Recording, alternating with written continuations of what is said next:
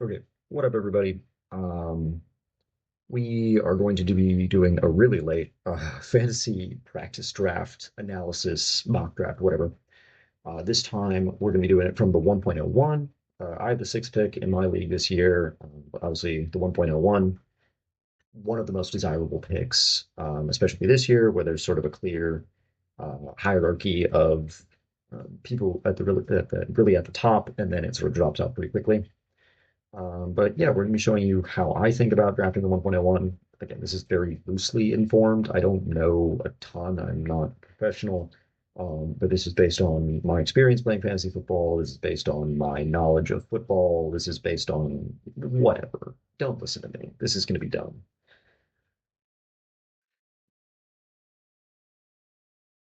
Let's do it. A quick breakdown of what you want at the 1.01. You want a guy who's, I would say, most importantly, going to be on the field every week.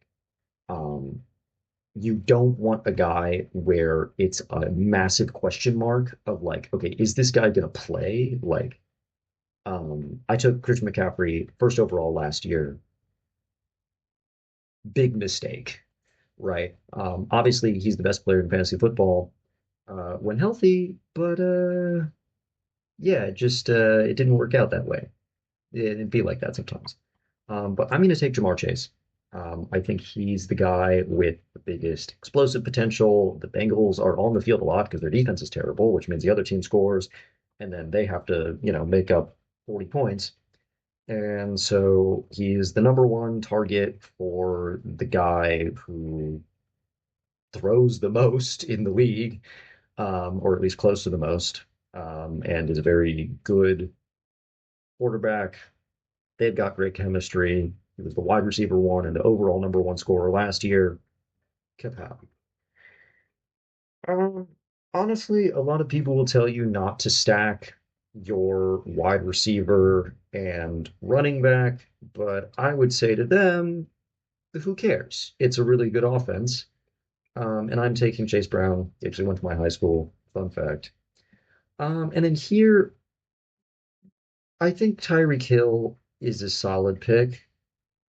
I don't like it for the simple reason that Tua will concuss himself at some point. And for that reason, we're taking Josh Allen. Normally, I would advise against taking a QB this high. Um,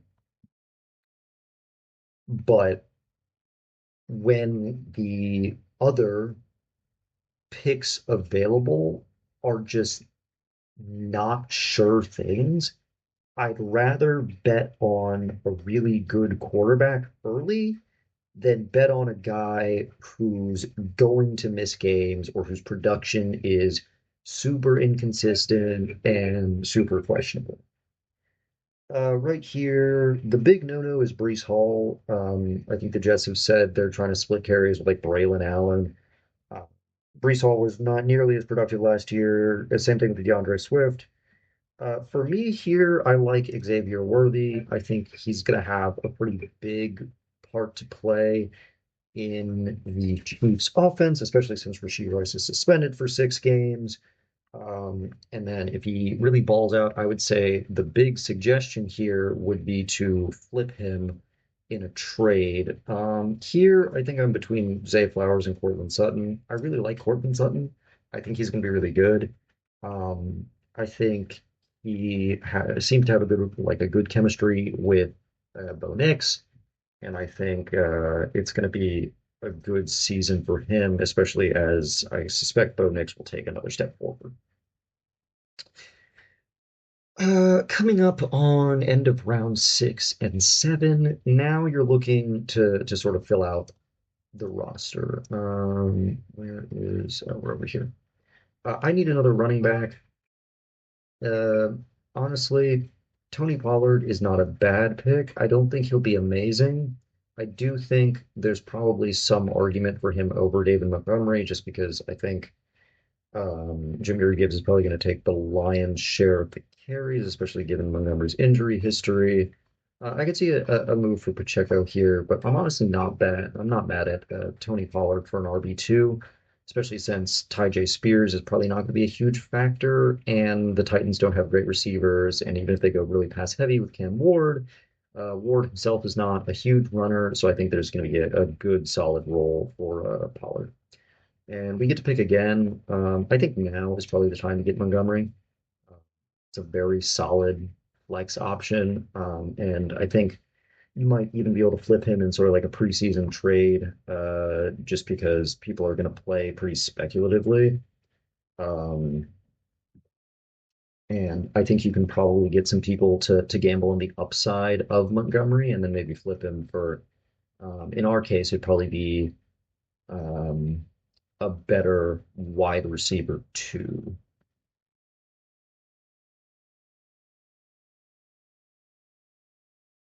Um, Here, I don't really like Javonte Williams. I don't think he's gonna be that great for Dallas. Caleb Johnson, same story. Scatterbo could be great. I don't know what he's gonna do. In this sort of neighborhood, I like either Cooper Kupp or Godwin, proven wide receivers who are gonna make good catches, with quarterbacks that are gonna be pretty consistent.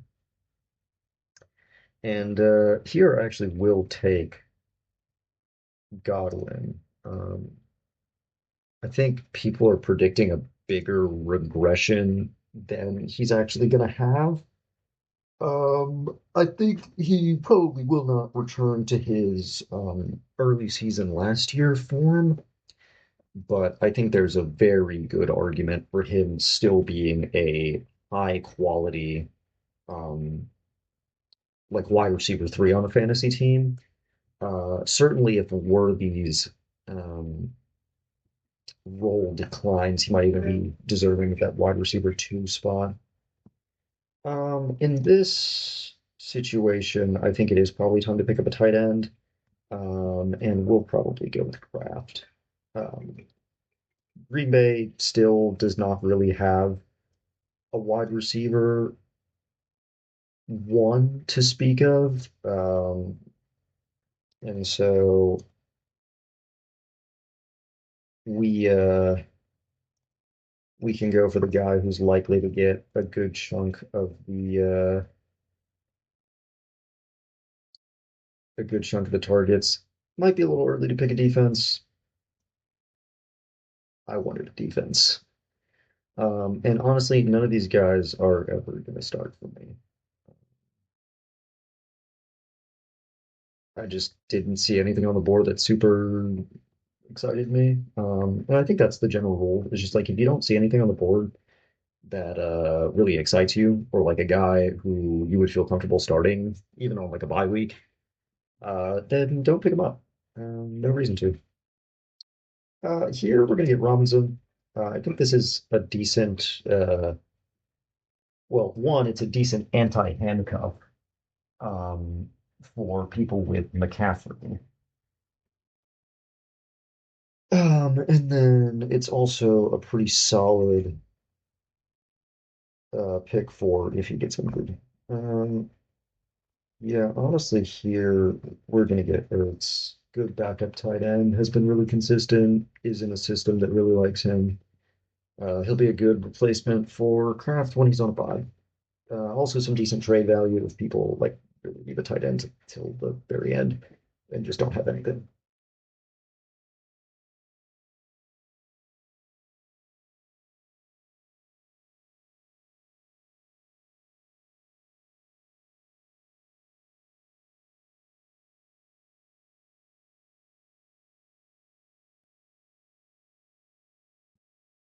Um, yeah, here we're gonna look to get a kicker. I like McLaughlin. I think he's gonna be good. Heck of a leg. Pretty simple.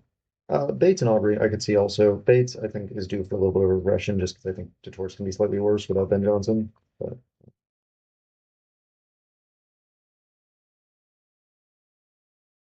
and then here we're probably gonna look to get a backup quarterback.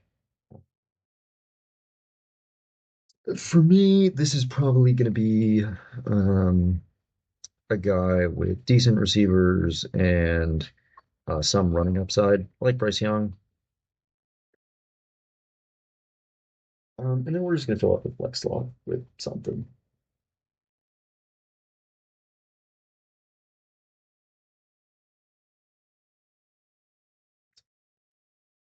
We have the last pick here, and it really does not matter.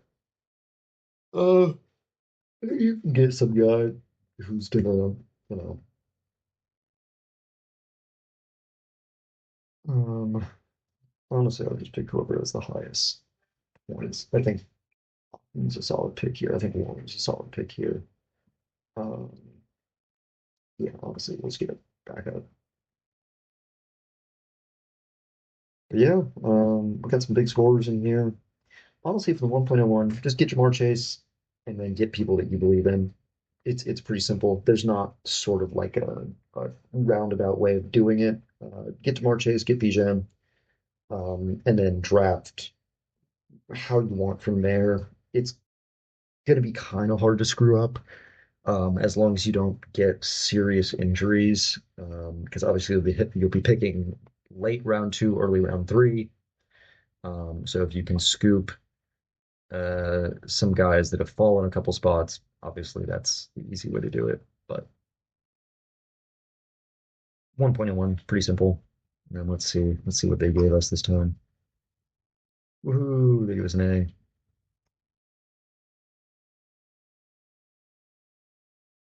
A. Ta-da.